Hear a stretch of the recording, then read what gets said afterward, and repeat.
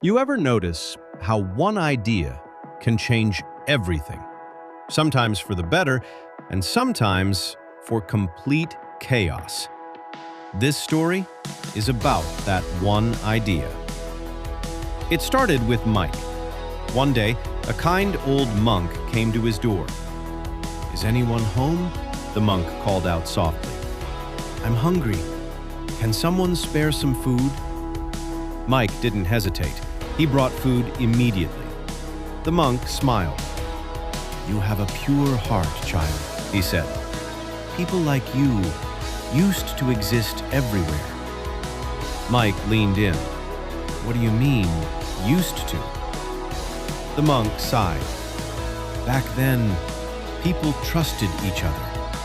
Doors stayed open. Hearts were clean. The air was pure." He paused and looked around. But now? Pollution, selfishness, crime. The world has changed. Mike's expression shifted. "Can it be fixed?" he asked. The monk smiled. "Yes, but only someone like you can do it." And just like that, a seed was planted in Mike's mind. The next morning, Mike stood in the middle of the town. "No more cars," he shouted. "No more scooters. We go back to simple living." People looked confused, then inspired. "No vehicles means clean air. No pollution." And suddenly, the whole town agreed. At first, everything felt peaceful. Quiet streets, fresh air. But then, reality hit. People started reaching work late. Kids couldn't get to school on time. Police couldn't catch criminals. And one man was watching all of this, a thief named Johnny. He smiled. "If no one has vehicles," he said, "no one can catch me." And just like that, crime exploded. Meanwhile, the town turned against Mike. "This is your fault. You ruined everything." They chased him out of the city. Mike ran. Paul ran. Finally, they realized the truth. "That monk," Paul said, breathing heavily. "Something wasn't right." So they made a plan. They called the monk to meet them again. The next day, the monk arrived, but this time, the entire town was waiting. "Go to the mountains," Paul said calmly. "Lead by example." The monk smiled nervously. "No vehicles, remember?" Mike added. "You must walk." Suddenly, the monk panicked. "Wait, no! Don't leave me here! I'm not a monk! I'm just a thief!" Silence. The truth was out. The town realized they had been fooled, and slowly, things went back to normal.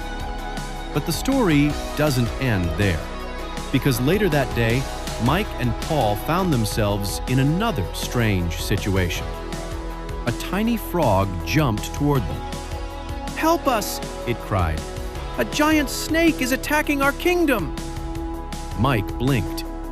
Did that frog just talk? "Yeah," Paul sighed.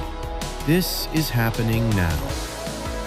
The frog gave them special powers and took them to a hidden world, a swamp, dark, silent, dangerous. And then they saw it, a massive anaconda. "Run!" Mike whispered, but Paul shook his head. "We came to help." They made a plan. Mike would act as bait. Paul would trap the snake. Simple. Too simple. The anaconda struck, fast. Mike barely escaped. The plan failed. "Any other ideas?" Mike shouted. Paul paused, then smiled. "Yeah, unity." They called every frog. Hundreds gathered. "Together," Paul said, "we are stronger." They attacked as one. The anaconda hesitated, then backed off. I surrender, it hissed. I'll never come back.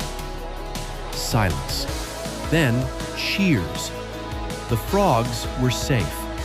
Their king stepped forward. Thank you. Mike smiled. Next time, he said, just tell us if it's a snake or a giant monster. As they walked back home, Paul looked at Mike. So, he said, what did we learn today? Mike smiled. Simple ideas can go wrong, but unity? That always works.